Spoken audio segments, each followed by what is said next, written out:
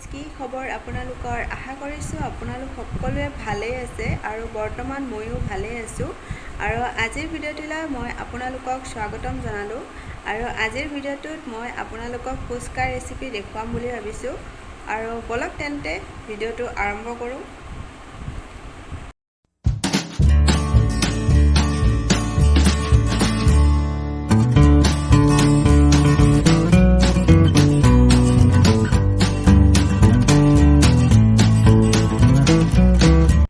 Readymade golgappa বনাম মানে পুচকা আৰু পানীপুৰি বুলিও কয়। এয়া গোলগাপ্পা ডেলিষ্টা হালদিৰাম কোম্পানীৰ হয়। ইয়াৰ ভিতৰত এটা মছলা পেকো আছে। এইটো পানীত মিক্স কৰিব লাগিব।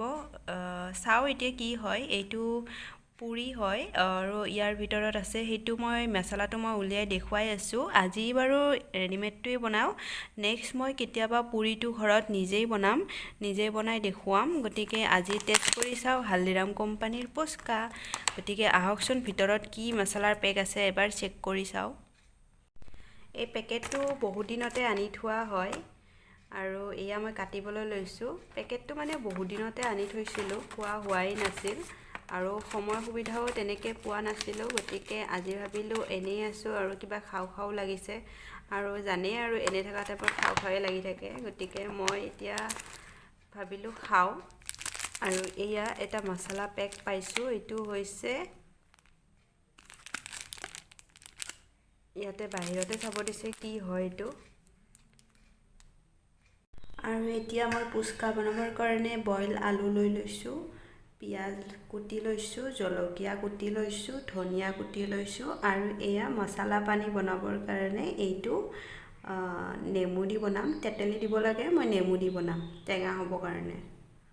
এতিয়া মই পানী বনাবৰ কাৰণে এয়া পানী লৈ লৈছোঁ আৰু ইয়াতে মই ক'লা নিমখ দিছোঁ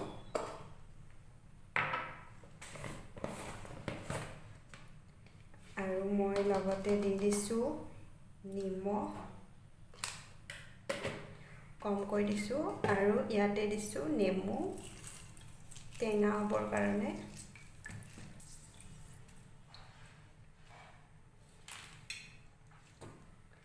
আৰু এইটো মছলাৰ পেকেট আন্দাজমতে দি দিছোঁ।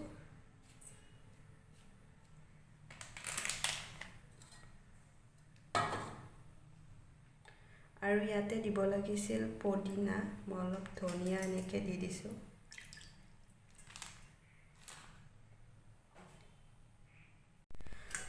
আৰু ভিতৰৰ যিটো ফিলিং হয় তাৰ কাৰণে এয়া লৈ ল'লোঁ আলু, জলকীয়াৰ গুড়ি, জিৰাৰ গুড়ি আৰু ব্লেক চল্ট, নিমখ আৰু ধনিয়া পাত আৰু দেখুৱাইছিলোঁৱে জলকীয়া আৰু পিঁয়াজ।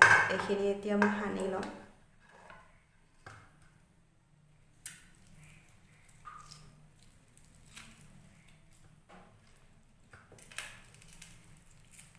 আৰু অকণমান নিমখ আৰু অকণমান মিঠাতেল দিম।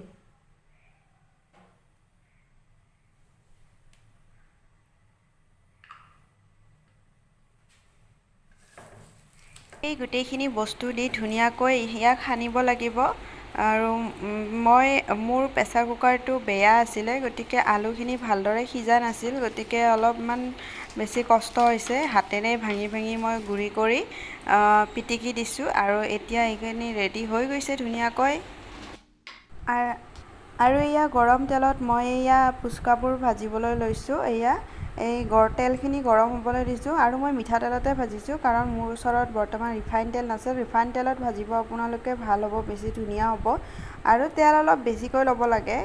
তেল বেছিকৈ ল'লে তেতিয়া ধুনীয়াকৈ ফুলে, বেছিকৈ ফুলে। মই অকণমানকৈ যিহেতু বনাইছোঁ কমকৈ তেল লৈছোঁ কাৰণ বেছি তেল দিলে তেলবিলাকো ৱেষ্ট হৈ যায়।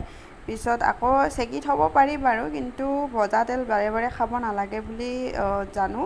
সেইকাৰণে মই অলপ কমকৈ তেল দিছোঁ আৰু তেলখিনি কমি যোৱাৰ পিছত অলপমান মানে বেয়া হয়, মানে এইটো বেছি নুফুলা হৈ যায়। আৰু এইটো দিয়াৰ পিছত ধুনীয়াকৈ মানে অকণমান লৰাই দিব লাগিব বা হেঁচি হেঁচি দিব লাগিব, তেতিয়া বেছি ধুনীয়াকৈ ফুলি যায় আৰু মানে কালাৰটো যেতিয়া গল্ডেন কালাৰ হ'ব তেতিয়া নমাই দিলে হৈ যাব। এয়া কি ধুনীয়া ধুনীয়া দেখিবলৈ হৈছে চাওকচোন।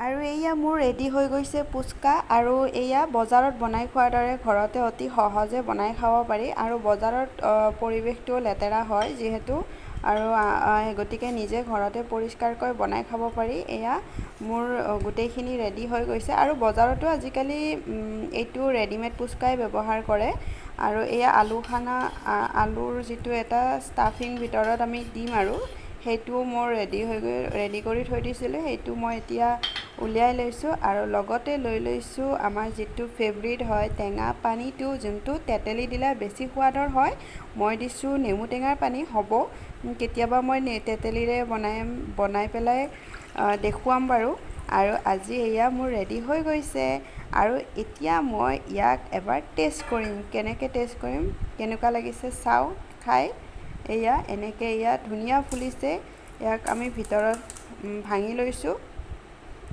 আৰু ভিতৰত লৈছোঁ আলু বেছিকৈ ভঙা হোৱা নাছিলে মানে ভিতৰত সোমাব পৰা নাছিলে আৰু মই হাতেৰে ব্যৱহাৰ কৰা নাই বাৰু চামুচেৰে ব্যৱহাৰ কৰিছোঁ চফাকৈ এতিয়া এইটো খাম বহুত টেষ্টি হৈছিল খাবলৈ আপোনালোকৰ ঘৰতে এবাৰ বনাই খাই চাব